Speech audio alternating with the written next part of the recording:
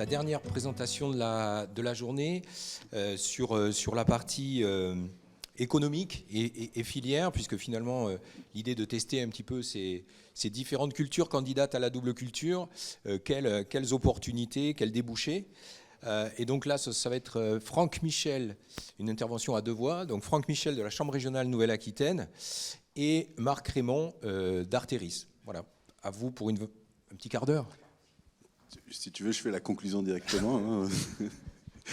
Donc, bonjour à toutes et à tous. Oui, alors à deux voix, effectivement, moi je vais faire le décor général, et puis Marc, à chaque fois, chacune des cultures va aborder un peu ce qu'on va appeler la conjoncture du moment. Et les filières se heurtent aussi à différents facteurs, et il dira lesquels cette année. Donc, 4 filières étudiées à l'aval des exploitations. Donc, je ne parle plus du tout de ce qui se passe à la production. Donc, soja, sarrasin, cameline et Kia. On a choisi ça pour des tas de raisons qui ont été exposées ce matin en partie. Et par contre, on a écarté le tournesol parce que l'idée, c'était de montrer des filières qui étaient en phase de structuration ou plutôt dans des niches, sachant que la filière tournesol est déjà très largement constituée et que c'est pas même quelques centaines de tonnes en dérobé qui allaient changer la donne. Donc, on s'est concentré sur ce qui nous a paru là où il y avait un peu plus d'enjeux. Alors, j'ai fait un rapport complet que j'avais envoyé à Manon, je ne sais pas comment il sera diffusé. Là, je vous ai extrait juste les aspects de conclusion. Donc, c'est la fameuse matrice AFOM, atout, faiblesse, menace, opportunité. C'est juste pour donner les grands points, hein, et vous aurez une analyse plus complète dans le dossier. Donc, alors sur les atouts du soja, j'ai dit que je ne parlerai pas de la production, donc je ne dirai pas que ça augmente la nécessité d'augmenter la part des légumineuses. Bon, ça, c'est quand même le rappel de base. Et sur un plan économique, l'Europe est dans une stratégie de réduction de ses importations en termes de déforestation importée, et notamment de soja OGM. Donc c'est aussi une stratégie d'autonomie alimentaire des troupeaux dans l'exploitation ou à l'échelle d'un territoire ou d'une filière. Et les contextes institutionnels actuels de politique publique entre la stratégie nationale bas carbone, le New Green Deal européen, la stratégie protéiforme, protéina, enfin bref, les stratégies protéines en France, plus la PAC, l'éco-régime et autres, je vous fais grâce des détails, poussent quand même donnent des facteurs plutôt favorables à cette culture, qui était avant, qui pouvaient constituer des freins avant d'ailleurs. Ensuite, des faiblesses, alors d'ores et déjà, c'est dans le développement des filières. À chaque fois, il faut des segmentations chez des opérateurs qui souvent font aussi du maïs dans la même zone. Et donc, il y a une compétition extrêmement importante à la fois sur les infrastructures, mais aussi sur la segmentation et aussi sur la pureté. Alors ça, peut-être, Marc, tu diras plus de choses que moi probablement, mais toutes ces histoires d'allergie, de pureté recherchée, surtout dans l'alimentation humaine, fait que, alors c'est pas du tout insurmontable, hein, c'est une faiblesse au sens que ça a un coût derrière, mais les gens savent faire, hein, et ça nécessite de réfléchir les investissements différemment que quand on faisait que la grosse cavalerie en volume, quoi. On sort d'une logique de volume à des logiques de segmentation, comme dans beaucoup de filières, hein, c'est pas une grande nouveauté. Donc il y a des coûts de triage et de collecte qui sont beaucoup plus élevés, surtout pour le triage. Il y a il faut qu'il sèche très vite, je crois. Il faut que donc il y a là aussi en termes de logistique, il y a des difficultés. Et voilà, j'ai déjà dit les allergènes. Et pour les opportunités, alors les opportunités, j'ai commencé à en dire, mais grosso modo, pour constituer une filière, les volumes de récolte sont en croissance. Hein, on n'est pas dans donc il y a des perspectives pour faire des investissements. Sur le soja spécifiquement, non OGM du coup, qui est systématiquement tracé non OGM en France, les sites sont de construction récente, donc adaptés à cette segmentation dont je vous ai parlé. Donc on est en phase de résolution. C'est l'opportunité qui est saisie. Et la forte croissance, alors tu verras avec Marc, mais le soja origine France, de toutes les manières, dans la plupart des cahiers des charges, commence à s'imposer. Il y a même des histoires de panier anti-inflation qui rentrent en compte, figurez-vous. Donc il y a des facteurs d'opportunité là-dessus. Et la régularité des marchés commence, avec les masses qui augmentent, commence à permettre de faire des travails en flux, c'est-à-dire qu'il n'y a pas de rupture d'approvisionnement dans les taux d'utilisation des outils et dans la logistique, pour aller vite. Et donc à court terme, il y a déjà en construction, là, il y a 126 000 tonnes de plus aux 300 et quelques mille tonnes déjà en place, c'est-à-dire qu'il y a une augmentation de capacité de trituration, là, d'ici cette année et l'an prochain, de 1/3. Donc il faut espérer que les agronomes arrivent et les agriculteurs à produire le tiers, parce que les outils demanderont à être solvabilisés. Et notamment, il y a la question évidemment de l'accès à l'eau. Et les opérateurs qui ont investi dans les outils, je mange le morceau, dans le nord de la France, suspendent ces investissements au fait de la construction de certains ouvrages dont vous connaissez le nom rigolo. Sur les menaces, la volatilité des prix à la production. Alors ça, c'est bon pour tous les agriculteurs. Là, on est hors politique agricole commune au sens où il n'y a pas eu de régulation de ce marché, il n'y en a jamais eu. Et que surtout, c'est la maîtrise entre OGM, non-OGM et flux d'importation. C'est-à-dire que le prix de marché du non-OGM n'est pas forcément lié à son coût de production, mais à d'autres facteurs. Donc la concurrence internationale par le prix est et sera toujours présente. Là, on l'oublie parce qu'il y a une demande sur le Made in France, donc il y a une segmentation, mais elle est temporaire. Le prix de marché final sera toujours en fonction du prix mondial et de ses soubresauts. Et il y a quand même aussi une dépendance aux aides publiques, que ce soit à la production ou dans la filière, puisque ce que je vous dis sur les capacités de trituration, c'est merci France Relance, beaucoup. Les plans de relance, je n'ai pas les chiffres en tête et le taux d'intervention de l'État, mais c'est absolument considérable. Donc on est dans une opportunité avec, alors, suspense. Bon, on n'avait pas prévu l'effet théâtral, mais c'est pas mal.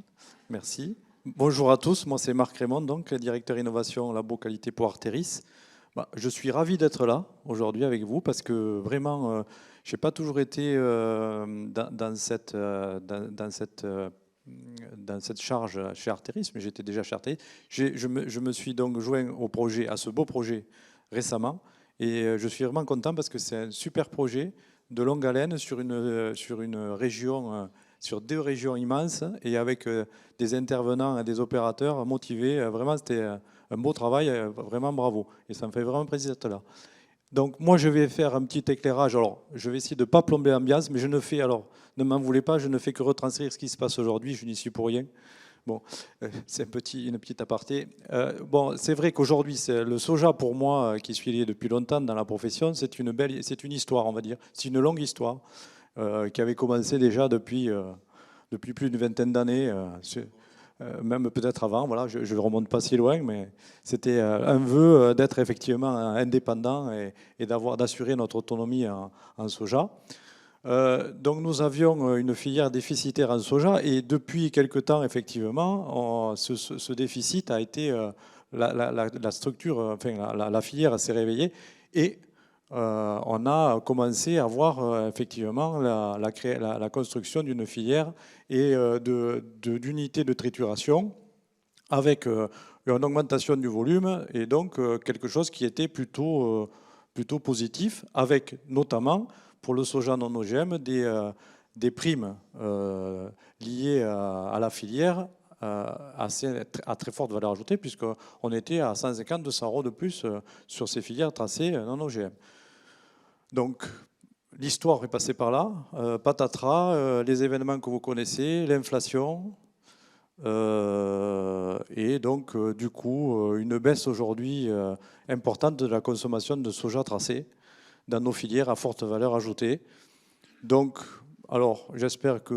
moi, je ne fais pas de commentaires sur ce qui va se passer plus tard, mais aujourd'hui, il y a un retrait des acheteurs de graines de soja non OGM, parce que, je vous expliquerai pourquoi, les triturateurs se sont détournés de ces filières tracées et ont substitué par d'autres graines, justement parce qu'il n'y avait plus de consommation. C'est un peu le même problème que ce qu'on voit aujourd'hui sur les oils bio et tous ces produits, toutes ces filières tracées à forte valeur ajoutée. Bon, quid, on verra. Les contraintes de stockage, je partage. C'est qu'aujourd'hui, le soja tracé non alimentaire a des contraintes de stockage fortes, puisqu'aujourd'hui, on a effectivement plusieurs cahiers des charges, donc qui nous obligent à avoir une absence totale de graines de soja, à la fois dans les blés tendres et les blés durs. Il y a de plus en plus de cahiers des charges blés tendres, blés durs, qui nous obligent à avoir 0 graines de soja dans les blés tendres, blés durs. Mais inversement, à cause de la volonté d'avoir une production exempte de gluten, ne tolèrent aucune graine de blé dans le soja. Et donc, effectivement, ça nous oblige à avoir des sites classés, des sites dédiés à cette production, à ce stockage, pour éviter tout mélange. Donc aujourd'hui, moi, c'est plus par rapport à l'avenir et par rapport aux atouts, c'est plus des questions. Effectivement, comme Franck le disait, les investissements de trituration se sont déployés à vitesse grand V. Il y en a encore récemment. Bon, qu'est-ce qu'ils vont devenir si cette tendance de désaffection des consommateurs continue? Voilà, parce que comme on dit souvent, c'est bien d'avoir des outils, etc. Mais c'est quand même le consommateur qui a le dernier mot à un moment donné. Bon, donc effectivement, aujourd'hui, on a à l'instant T, je ne fais pas de pronostic sur l'avenir, heureusement, je ne suis pas là pour ça. À l'instant T, effectivement, on a vraiment une baisse de consommation de toutes ces filières à haute valeur tracées. Donc, effectivement, la prime tracée non OGM aujourd'hui a fortement dévissé la baisse. On n'est plus à 150-200 euros. Bien là. Et le problème, c'est que effectivement, ce que je vous disais, c'est que les formulateurs d'aliments, notamment aujourd'hui, pour ceux qui restent encore, ils ont substitué le soja par d'autres sources. Bon, voilà. Après, quid, je ne sais pas. Aujourd'hui, à l'instant T, à cette heure-ci, il n'y a pas de signal de reprise pour le moment. Mais bon, les choses, elles évoluent rapidement dans ces marchés-là. Voilà. Ok, oui, alors pour le lait, ils reviennent au soja. Donc oui, il y a effectivement du flottement, mais on le retrouve un peu partout. Mais pas pour les investissements. Donc est-ce que c'est l'effet investissement? Enfin, je suis en train de... subvention? Je ne sais pas.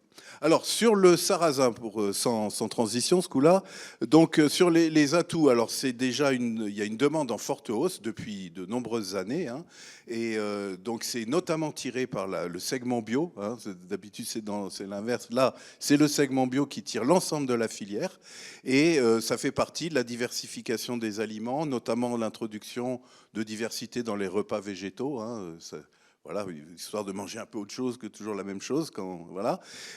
Et en Bretagne, notamment le bassin historique. Alors c'est la Bretagne historique, c'est-à-dire la Bretagne et la Loire-Atlantique, qui est la zone IGP du blé noir tradition Bretagne, qui représente l'essentiel de la production, qui rencontre un vif succès, qui court après les producteurs. Donc c'est dommage, j'aurais été en Bretagne, je vous dirais quoi faire.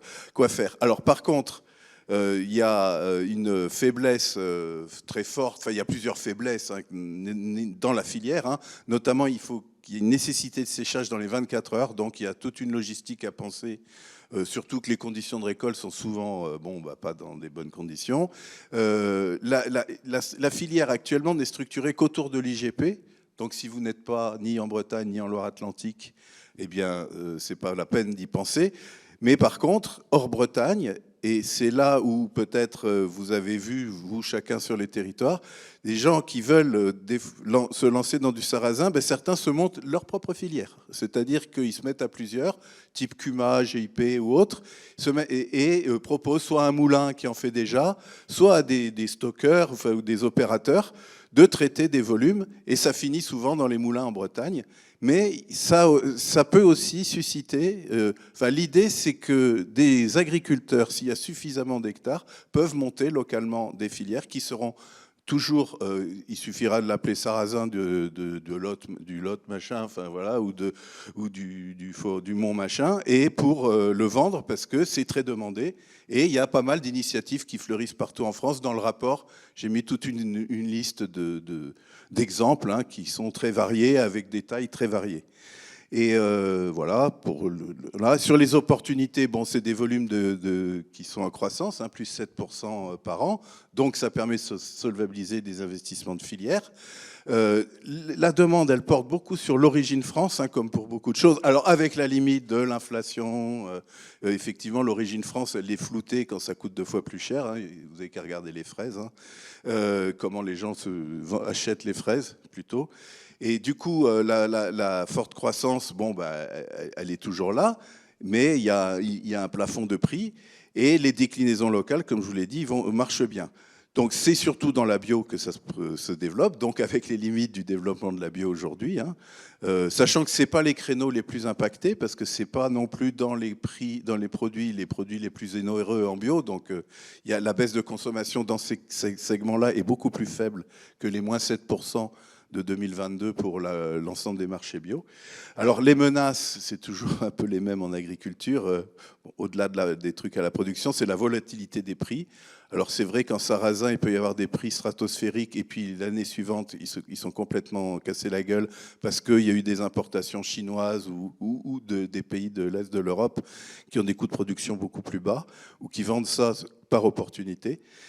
Donc cette concurrence internationale est un des gros facteurs limitants et une menace à chaque fois à la structuration d'une filière, hein, puisque si les prix se cassent la gueule de 2-3 ans, ça peut remettre en cause, sachant que c'est quand même une culture opportuniste, ça a été pas mal dit, à la production. Donc si en plus il y a une volatilité à l'achat, voilà, c'est pas la peine de réfléchir à des investissements. Et dans les menaces, il y a aussi une absence de coordination de la filière, pas de filière vraiment, c'est inhérent au développement que j'ai décrit. C'est moi ça. Donc les perspectives, donc, alors c'est des dynamiques favorables, mais fondamentalement différentes entre la Bretagne historique et le reste de la France. Donc, comme je l'ai dit aussi, j'ai déjà. Bon, voilà, pour se lancer dans la vente de sarrasin dans la zone IGP, bon, c'est pas ici, ça va. Mais en dehors, il y a soit une filière de proximité et on s'y met, soit on est isolé, on fait appel à un courtier, soit on prend l'initiative de faire une offre groupée. C'est ce que je vous ai dit et c'est ce qu'on observe sur le terrain.